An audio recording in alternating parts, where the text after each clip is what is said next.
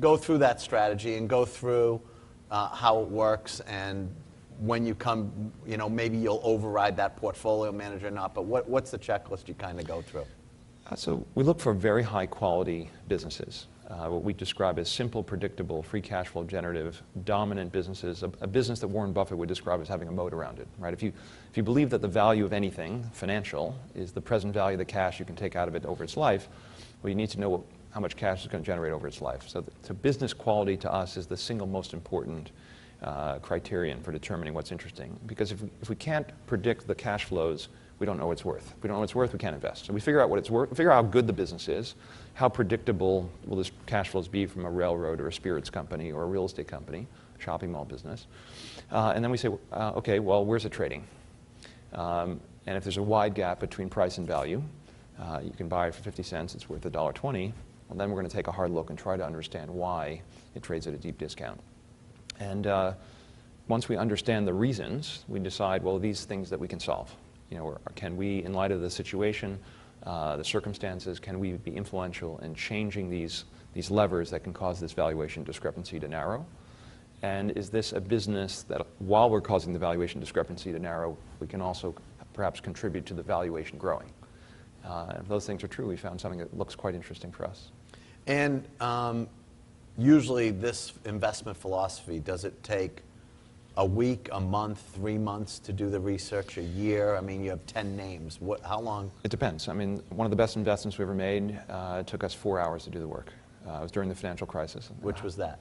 Wachovia Corporation. Okay. So I was on my BlackBerry eating breakfast at the Brooklyn Diner in front of my building, and there was a story went across the, I was just, Wall Street Journal headline, Reuters headline, excuse me, went across saying that Citigroup, to acquire the Wachovia banking subsidiaries for $2 in Citigroup stock. Stock was halted. And this was kind of an interesting transaction because they were buying the subsidiaries for Citigroup stock.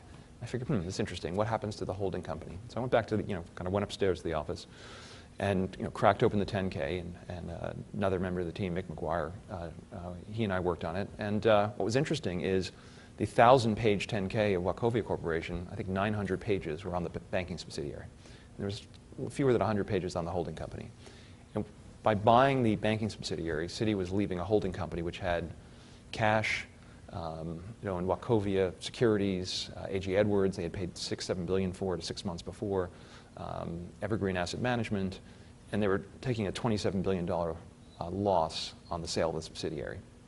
And it also had a liability called non-cumulative perpetual preferred stock, which if you ever want to have a liability in your life, this is the single greatest liability to have. It's a form of equity where you never have to pay a dividend, and when you don't pay them, they don't accumulate. Right. And the worst case is they get a couple directors on the board, and you say hi to them each meeting, and you have this very, I said, look, this could be our Berkshire Hathaway. And at the end of the day, we figured the asset, in 4 hours we determined the holding company was worth at least $11 to $14 cash, a tax refund that you could carry back the $27 billion loss, recover cash taxes that have been paid. So you have this cash vehicle. You own Wachovia Securities, which is a good wealth management business. Mm-hmm.